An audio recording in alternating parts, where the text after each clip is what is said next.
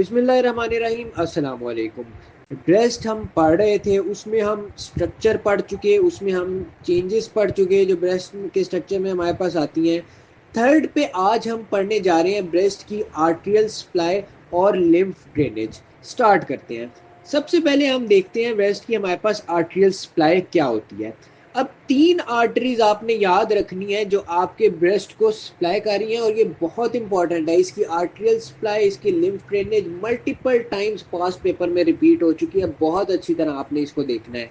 Arterial supply में अगर पहली आर्टरी देखें तो वो हमारे पास कौन सी होती है? इंटरनल थोरेसिक आर्टरी होती है, जो आपके ब्रेस्ट को सप्लाई कर रही होती है।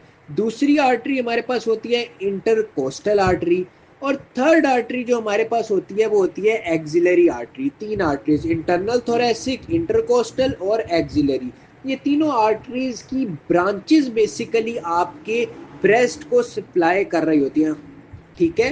अब इन दोनों की ब्रांचेस, सिंपल स्नेल में इन दोनों की ब्रांचेस मेंशन है, तो हम फर्दर जाएंगे भी नहीं कि वो कौन कौन सी ब्रांच है जो इसको सप्लाई करती है। एक्सिलरी आर्टरी की 2 ब्रांचेस मेंशन है, उनको हम पढ़ेंगे। पहली ब्रांच जो है वो हमारे पास है एक्सिलरी आर्टरी की लेटरल थोरेसिक ब्रांच, और दूसरी है थोरैको एक्रोमियल ब्रांच।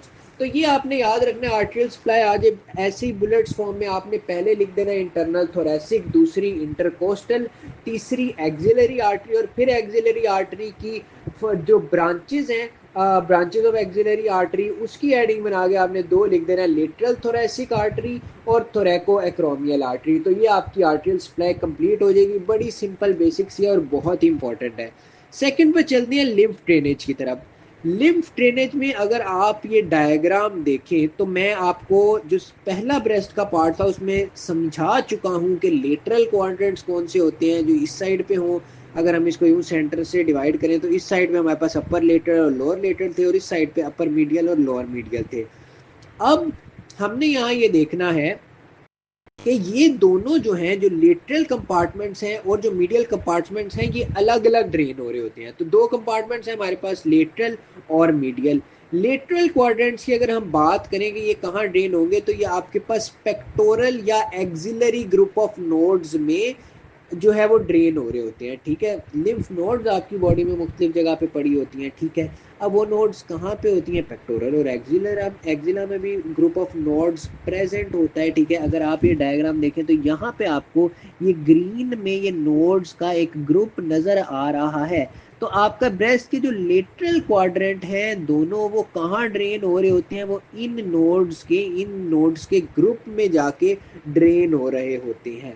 जबकि अगर हम मीडियल क्वाड्रेंट देखें तो वो आपके जो internal thoracic group of nodes हैं, आपके यूं थोरेसिक केज के इंटरनली पड़े होते हैं। ये यहाँ पे, जहाँ मैं लेजर सर्कुलेट कर रहा हूँ, यहाँ नीचे आपको नजर आ रहे हैं।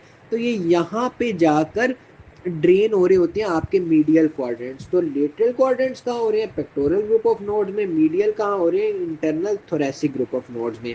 अब एक बात जो आपने याद रखनी है वो ये रखनी है कि ये जो pectoral axillary group of nodes होते हैं, ये होते कहाँ हैं, किस के पास प्रेजेंट होते हैं? तो जो पेक्ट मेजर का बॉर्डर है ना, लोअर बॉर्डर, ठीक है, उसके पास ये प्रेजेंट होते हैं। ये पेक्ट मेजर का लोअर बॉर्डर बहुत इंपॉर्टेंट है। एक्सिला की एक्सिलरी टेल में भी हमने पढ़ा, और यहाँ पे हम इसको दोबारा पढ़ रहे हैं।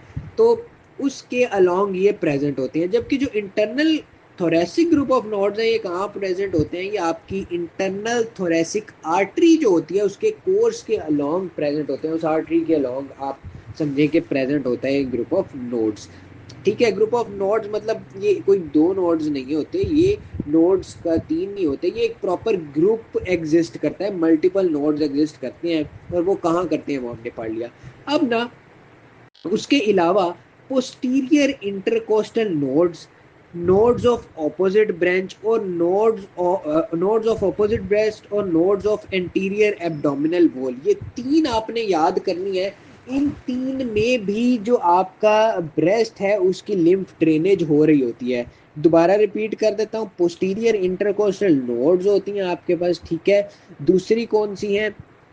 जो आपके ऑपोजिट ब्रेस्ट की नोड्स होती हैं उनसे कम्युनिकेट कर रहे होते हैं। और तीसरी जो आपकी एंटीरियर एब्डोमिनल वॉल मतलब नीचे की तरफ भी ये उन लिम्फ नोड्स में भी ये ड्रेन हो रहे होते हैं। तो बेसिकली 5 हैं: pectoral group of nodes, internal thoracic group of nodes, posterior intercostal nodes, nodes of opposite breast और nodes of anterior abdominal wall. Main इनमें कौन से हैं? ये दो, और ये 3 में भी जो लिम्फ ड्रेनेज है वो हो रही होती है। अब ये भी अगर आपको SCQ आए क्योंकि इंपॉर्टेंट है, तो आपने इसी तरह लेटरल क्वाड्रेंट का बता देना है, मीडियल क्वाड्रेंट का बता देना है, उसके बाद बता देना है other group of nodes in which breast lymph drain. ठीक है, तो वो आप बता देंगे और यूँ आप इन पांचों को बता देंगे। अब आपने याद ये रखना है कि ये बहुत इंपॉर्टेंट है। ये क्यों इंपॉर्टेंट है? कैंसर स्प्रेड में बहुत इंपॉर्टेंट है। कैसे? जो आपका लेटरल क्वाड्रेंट में कैंसर होता है ना, ब्रेस्ट कैंसर, वो आपके पेक्टोरल ग्रुप ऑफ नोड्स की तरफ फैलता है। जबकि जो आपका मीडियल में से किसी भी क्वाड्रेंट के अंदर होगा, मीडियल साइड पे, वो कहाँ पे आपका स्प्रेड करेगा? वो internal thoracic group of nodes की तरफ स्प्रेड करेगा। तो कैंसर स्प्रेड करने में इनका रोल बहुत इंपॉर्टेंट है। एक और बात आपने याद रखनी है, क्लिनिकल की बात है लेकिन यहाँ आपको बता रहा हूँ ताकि आपके लिए क्लिनिकल समझना ईजी हो जाए। अगर पेक्टोरल रीजन में ये स्प्रेड करे ना, मतलब लेटरल क्वाड्रेंट से वहां स्प्रेड करे, तो इन नोड्स को रिमूव कर दिया जाता है। ठीक है, उससे कैंसर जो है वो उसको रिमूव करने में हेल्प मिलती है। हम जो पेक्टोरल साइड की नोड्स हैं उनको रिमूव कर लेते हैं। लेकिन अगर ये मीडियल क्वाड्रेंट से फैले internal thoracic group of nodes की तरफ, तो इसे ट्रीट करना बड़ा डिफिकल्ट होता है। मतलब जो आपके लेटरल क्वाड्रेंट्स का कैंसर होता है वो मीडियल से कदरे इजी होता है ट्रीट करना। ये बात आपने याद रखनी है। इसके साथ हमारी ब्रेस्ट की जो आर्टेरियल सप्लाई है और लिम्फ ड्रेनेज है वो भी हो गई। 3 लेक्चर्स में हमने ब्रेस्ट को कम्प्लीटली कवर कर लिया। इसके बाद हमारे रह जाएंगे सिर्फ clinicals. Thank you very much.